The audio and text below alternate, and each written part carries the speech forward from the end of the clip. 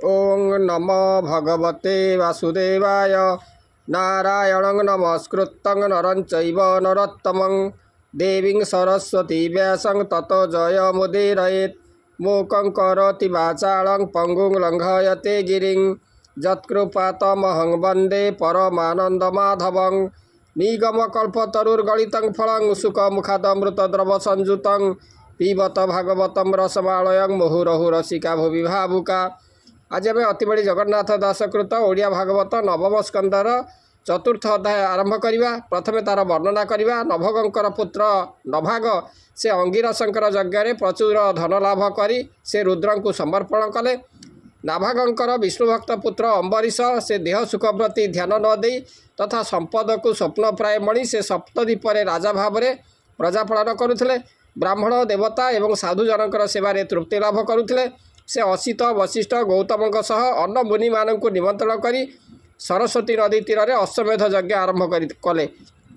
एवं मुनि ब्राह्मण एवं देवता माने यज्ञर प्रशंसा कले। राजा अंबरीश समस्त कामना उपेक्षा करी यज्ञ सभा भगवान विष्णुकर कीर्तन से मजी रहिले।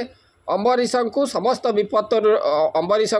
विपत्ति रक्षा करने भगवान श्री विष्णु सुदर्शन चक्र को आदेश देले। कार्तिक मासर शुक्ल पक्षरे राजा पत्नी सहित मिसी विष्णुकर महा अभिषेक पूजा आरंभ कले। विप्रगण को यथामान दान दे पारणा आदेश भिक्षा करने समय दुर्वासा ऋषि आसी पहुँची जारू भोजन ग्रहण करने राजा अनुरोध कले।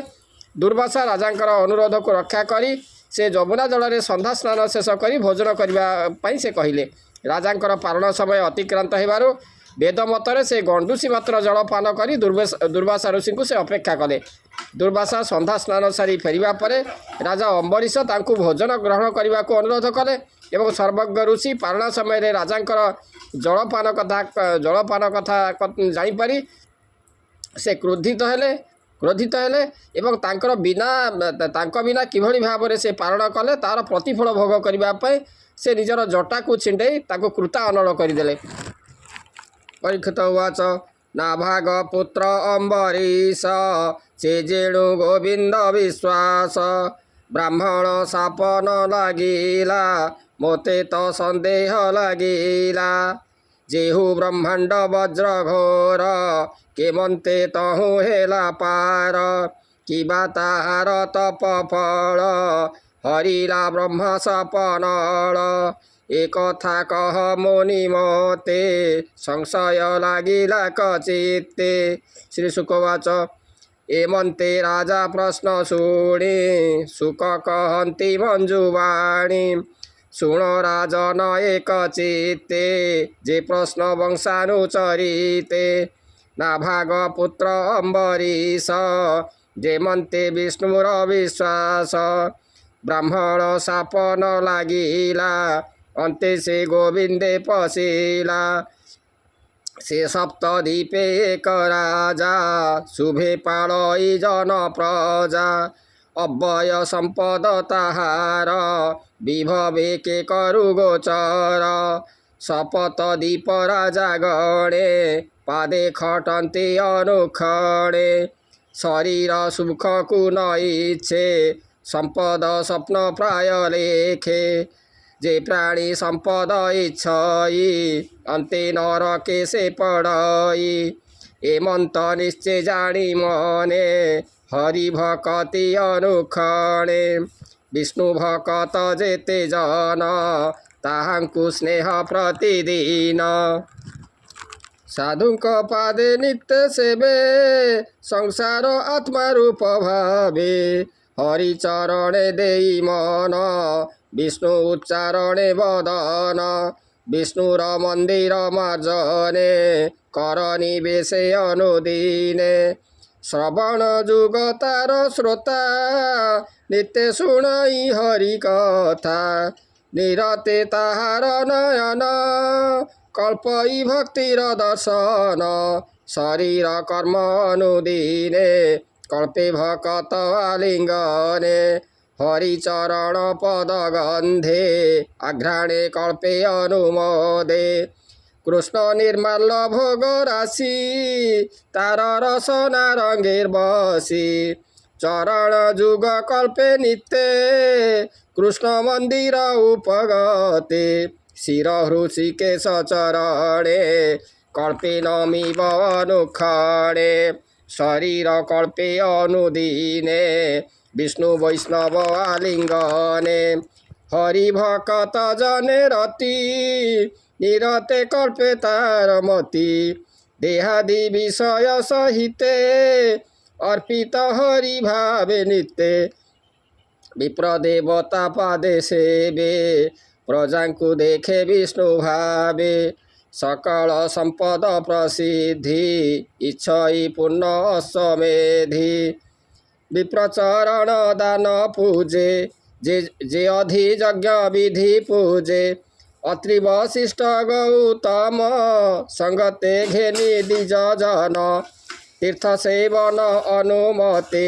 सरस्वतीर अभिश्रोते जहार यज्ञ सभा मध्ये त्रिदशे अत्यंत आनंदे मुनि ब्राह्मण मेले बसी नित्य जगंकु परशंसी देव मनुष्य सभागते सर्वे दिशन्ति एकमते देव से सभा मध्ये रही स्वर्ग गमने इच्छा नाही विष्णु कीर्तने सभा मध्ये सकले शुणन्ति आनंदे स्वर्गर प्राय मही दिशे अष्टम विधि जही बसे ए मंत भक्ति जोग बड़े से राजा सरस्वती कूले सो धर्मे विष्णु कुतोशिला सर्व संशय उपेक्षिला गृह संपद दारा सुत ज्ञाति बांधव इष्टमित्र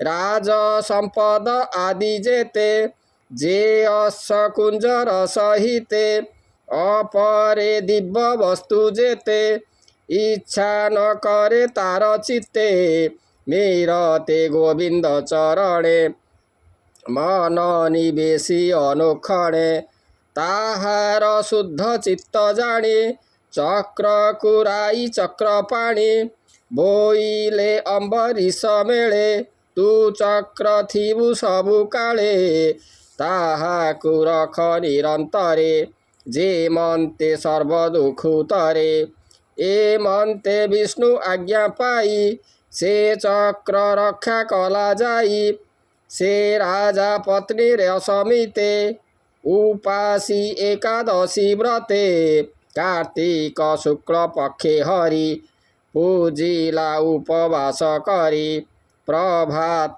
काले मधुबने कालिंदी कूले एक ध्याने आनंदे पत्नी रसमेते विष्णु पूजई दृढ़ चित्ते द्रव्य संपद अतिरेके पूजिला महा अभिषेके उत्तम वस्त्र अलंकार सुगंध मल्ल उपहार संगते घेनी निज नारी एकांत भावे पूजा करी उत्तम ब्राह्मण बसाई सुवर्ण धेनु कन्या देई धेनु को करी अलंकार सुवर्ण श्रृंग रूप खुर विविध वस्त्र मंड अंगे गंधादि धूप दीप संगे पृष्ठ देशरे ताम्र कांसे धेनु को मंडिला हरसे सुशीला वत्सा पयसिनी मंडिला अलंकार घेनी विप्र बसाई वाक्य कला सते आयुध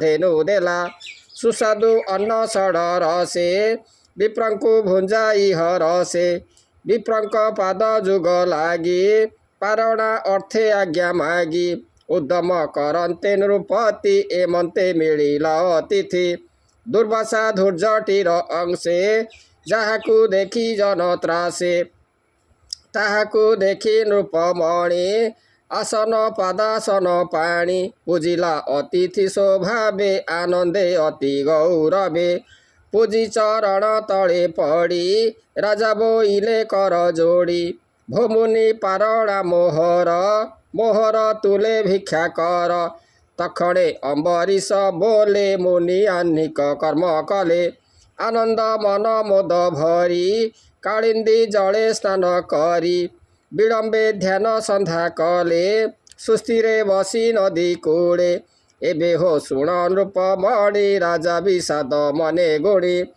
ପାରଣା ହୋଇ ବହୁଛୁର ଅତିଥି ନଇଲେ ମୋହର କେମନ୍ତେ କରିବି ଭୋଜନ ଅବଜ୍ଞା କରି ମହାଜନ ଅର୍ଦ୍ଧ ମୁହୂର୍ତ୍ତେ ଅଛି କାଳ ତଥାପି ପାରଣାର ବେଳ ଉଭୟେ ସଂଶୟ ଲାଗିଲା ମୋତେ ତ ସଙ୍କଟ ପଡ଼ିଲା ଯେ କର୍ମ କଲେ ସାଧୁ ବାଣୀ ଲୋକେ ବୋଲିବେ ମୋତେ ଶୁଣି ଅଧର୍ମ ନ ଲାଗିବ ମୋତେ ପାରଣା କରିବେ ଦ ମୋତେ ଜଳ ଗଣ୍ଡୁସେ କରି ପାନ ଅତିଥି କରାଇ ଭୋଜନ ପଛେ ମୁଁ କରିବି ଆହାର ଏତେ ବିଚାରି ନୃପବର ଜଳ ପାରଣା ଅପାରଣ ଏ ଆଦି ନିଗମେ ପ୍ରମାଣ ବିଚାରି ବ୍ରାହ୍ମଣଙ୍କ ତୁଲେ ଜଳ ଭଖିଲା ସେ ନିରଳେ ତକ୍ଷଣେ ଜଳପାନ କରି ଭୟ ସୁମରି ହରି ହରି ଦୁର୍ବାସା